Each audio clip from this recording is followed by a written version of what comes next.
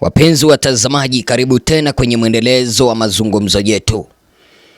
Sauti za one term zikiashiria William Ruto anapaswa kuongozwa kwa muhula mmoja na aende Sugoi ziliweza kupasuka Kitale au ziliweza kuanikiza hewani Kitale, Trans Nzoia County, nyumbani kwake aliyekuwa makamu wa rais kijana wa Malwa, kipindi ambapo Uhuru Kenyatta aliweza kuwasili pale ili kuongoza hafla ya maadhimisho ya miaka 23 tangia kijana wa Malwa makamu wa rais aliaga dunia. Makamu wa rais huyo wa kitambo Michael kijana wa Malwa, kwa wale ambao ni Gen Z ambao wananitazama millennials, mnajua hili.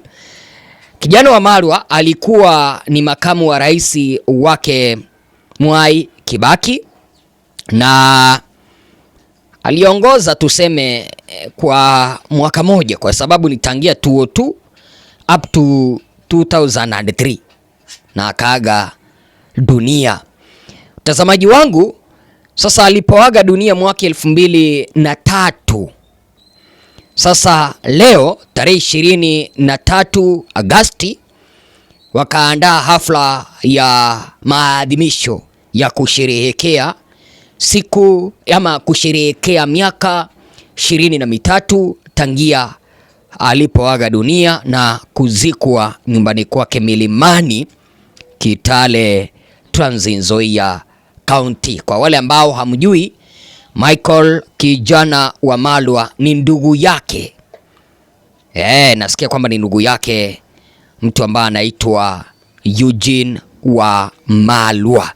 Sasa Uhuru Kenyatta akaalikwa kama mgeni wa heshima. Huyo ni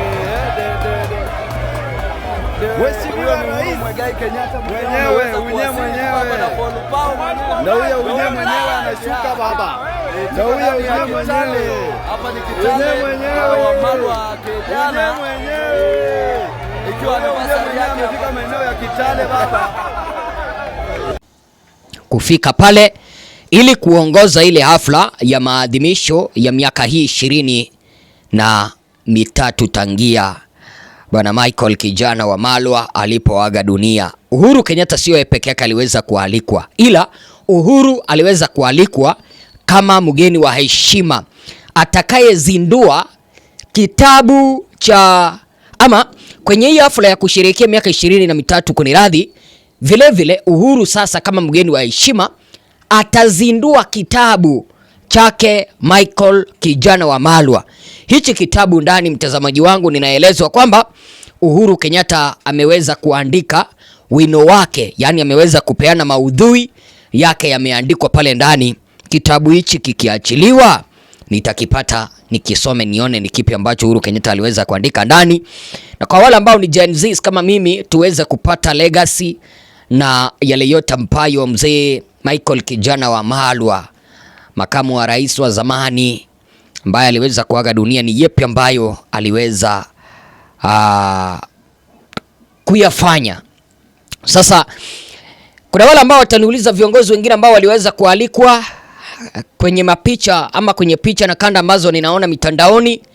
Nimeweza kumuona kiongozi wa Wiper Party Kalonzo Musyoka yuko kwenye hii hafla ya makumbusho, mtazamaji wangu. Daktari Fred Matiang'i mwenye Uhuru aliweza kuita kwamba yeye ni kifaru wa kazi ameweza kufika pale. Niliona Martha Karua, niliona JB Muturi yuko pale, nimeona Charity Kaluki Ngilu yuko pale, kati ya viongozi wengine ambao wameweza waliweza kujiunga na hii familia ya Wamalwa ili kuweza kusherehekea miaka hii ama kuweza kuadhimisha miaka hii 23 tangia kijana wa Malwa alipozikwa. Lakini kuna kitu ambacho kiliweza kunivutia.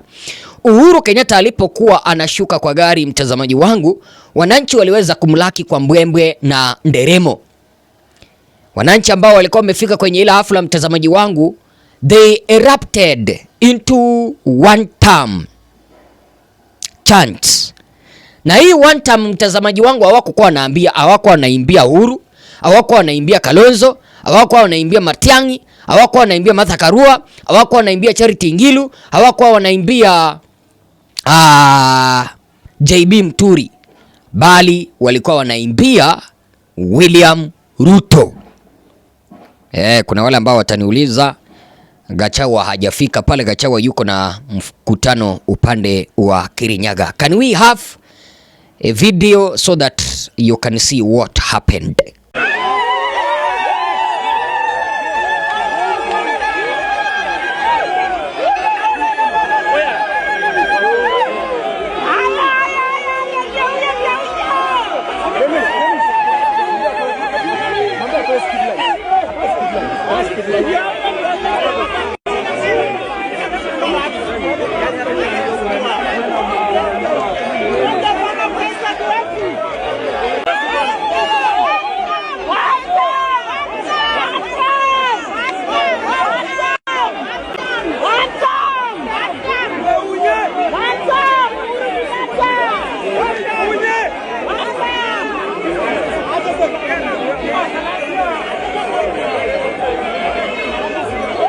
Nina imani kwamba umeweza kupata taarifa kamili, mtazamaji wangu.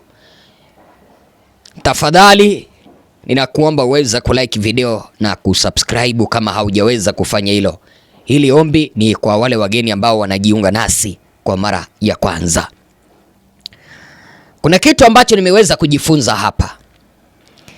Hili ni ombi la wananchi wakimtaka Uhuru Kenyatta aweza kuunganisha hawa viongozi wa upinzani wote pamoja ili waweze kumtoa candidate mmoja atakayegombea kiti cha urais. This is a wake up call for Uhuru Kenyatta, kwa sababu hawa ni wananchi ambao unaona wanaimba one term hapo mahala ambapo amefika. Na umeona nimekueleza viongozi wa upinzani kama vile Fred Matiang'i kwenye radhi, kama vile Stephen Kalonzo Musyoka, Charity Ngilu, Martha Karua, JB Muturi wako hapo. Sasa wananchi wanamtaka Uhuru Kenyatta aunganisha hao viongozi including Rigathi Gachagua, including Ndindi Nyoro, including akina Sifuna, ili ikue kama 2002 mahala ambapo utamtoa mgombea mmoja atakaye gombea kiti cha uraisi na wampeleke nyumbani William Ruto. Haya yote, mtazamaji wangu, yameweza kutendeka kwenye huu mkutano ambao Uhuru Kenyatta aliweza kufika saa chache tu baada ya kituo cha Taifa Leo kuripoti kwamba William Ruto alikuwa analia kwamba Uhuru Kenyatta amekataa handisheki ambayo amemuomba ili waweze kufanya kazi pamoja. Sijui kama unanielewa mpaka hapo, mtazamaji wangu. Wakenya wamekuwa wakimulilia, ama William Ruto amekuwa akimulilia Uhuru Kenyatta ili wafanya kazi pamoja, ili Uhuru Kenyatta amempea kisogo, amemkataza. Hataki mambo ya handisheki. Uhuru hataki kupakwa tope. Na ninafikiri sasa hizi chant za one term kutoka upande wa Kitale zinakueleza wazi kwamba mambo ni mulwa hala, wanasema hala. Mambo ni nywe kutoka kwa ground. Wananchi wamechoka kabisa na utawala ambao uko madarakani, kutokana na kwamba kuna utengano kati ya serikali na wananchi. Wananchi hawana kazi, ushuru ni mkubwa. Hii serikali imeweza kupea priority mambo ya empowerment badala ya kuweza kuwaletea tangible development. Vile kuna utengano kati ya serikali na wananchi, kutokana na kwamba uchumi wa Kenya si mzuri. Serikali unapata kwamba inakopa madeni, wanapigia kampeni, wanahonga wananchi, wanaitisha mikutano State House badala ya kuweza kuwapea wananchi maendeleo. Na mwisho, hili ndilo unapaswa kujua. Wananchi wamekasirika na Rais William Ruto kwa sababu huyu rais akai kama rais. Kwa nini? Of course anafanya kazi zingine, lakini rais wetu akai kama rais.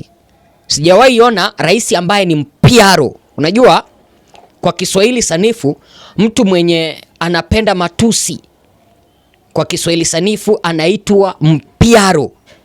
Mpiaro ni mtu ambaye yuko na mazoea ya kutusi ama kutusi watu wengine. Mtu ambaye hawezi kumaliza hata sentensi bila kutaja jina la tusi.